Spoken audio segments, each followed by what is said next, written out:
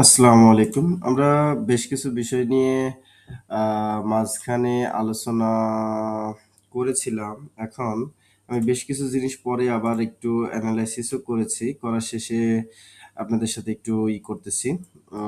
আবার কানেক্ট হয়েছি। আমি বেশ কিছু কমান্ড বা বেশ কিছু জিনিস ফাইল কনফিগারেশন এগুলো আমি রিমুভ ও করে দিয়েছি। যদিও সেই বিষয়গুলো নিয়ে আমি এখন একটু আলোচনা করব। প্রথমত আমরা বুটস্ট্র্যাপ এ যদি যাই, এই যে অ্যাপ, আ এখানে আমি বেশ কিছু ডিডির কাজ করেছি। মানে ডাম্প করে দেখেছি। পাশাপাশি পাবলিকে আচ্ছা, এই হট রিলোড ফাইলটা মূলত ওই যে আপনার npm run.dev চালালে এই ফাইলটা আসে এবং পরবর্তীতে এটা থাকলে অটোমেটিক লোড হয়। এই কাজটা সে করতে পারে।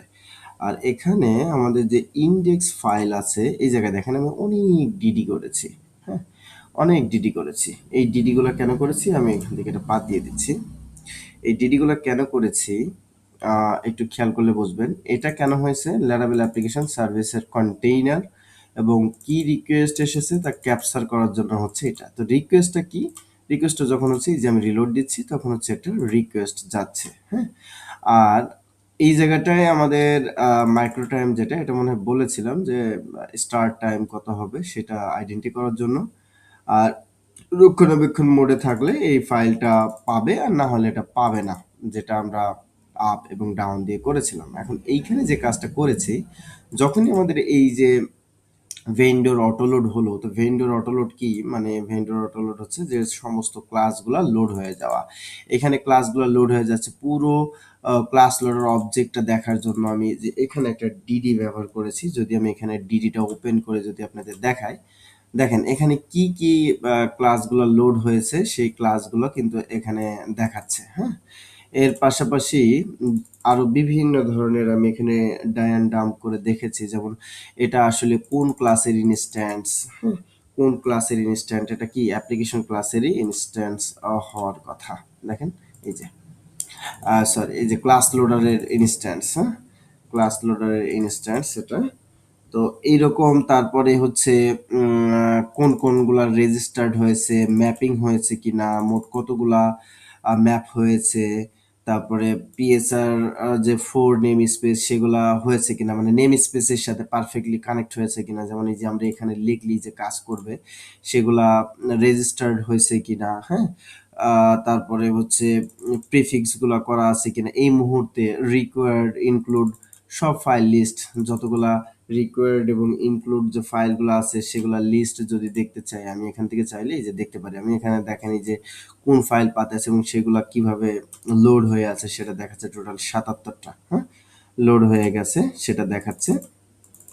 মোট কথা এখানে ক্লাসগুলো লোড হচ্ছে, ফাইলগুলো লোড হচ্ছে, মেমোরিতে আসছে এই মুহূর্তে, কিন্তু এখনো এখানে যায়নি। হ্যাঁ, এখানে যাওয়া মানে কি, এখানে আরেকটা পেজ কিন্তু এখানে ইনক্লুড করে নিছে। সোজা বাংলা এখানে আরেকটা ইনক্লুড করে নিছে, আর এটা হচ্ছে ভিএস কোডের ইরোর যাতে পারফেক্টলি দেখায় সেই জন্য।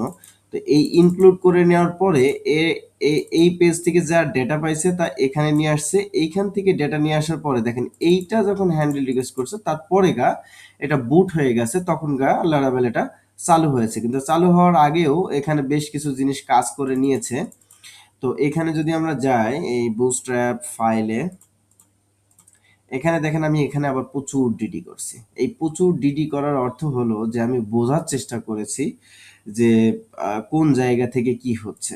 ফাউন্ডেশন, যে এক্সেপশন, মিডলওয়্যার, রিকোয়েস্ট, এগুলো যদি আমি ওই যে ওইখানে যদি যে ডিডি গুলো করেছিলাম ওখানে কিন্তু এগুলো পেয়েছি, কারণ ওই ফাংশন ক্লাসগুলো কিন্তু অলরেডি লোড হয়েছে। হ্যাঁ, যেমন এখানে দেখেন প্রজেক্টের বেস পাথ কি হতে পারে। বেস পাথ যদি আমি এটাকে যদি একটু ডিডিটা দেখাই তাহলে আপনি এখানে পাবেন হচ্ছে এই দেখেন আমার বেস পাথ কোনটা, আমার যে ইউআরএলটা আছে সেটা হচ্ছে আমার বেস পাথ, পারফেক্টলি পাচ্ছে কিনা।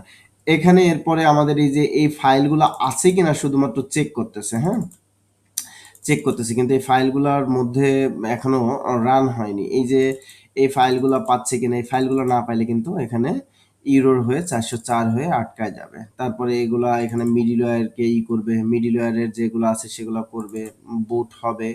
বুট হওয়ার পরে তারপরে এই যে যদি কোনো বুটে যদি কোনো সমস্যা হয় তাহলে এক্সেপশন থ্রো করবে। হ্যাঁ, যেহেতু আমাদের অ্যাপ্লিকেশন এখন পারফেক্ট আছে, এখানে যদি কোনো আমি এক্সেপশন থ্রো দেখতে চাই এখানে এক্সেপশন থ্রো হবে না।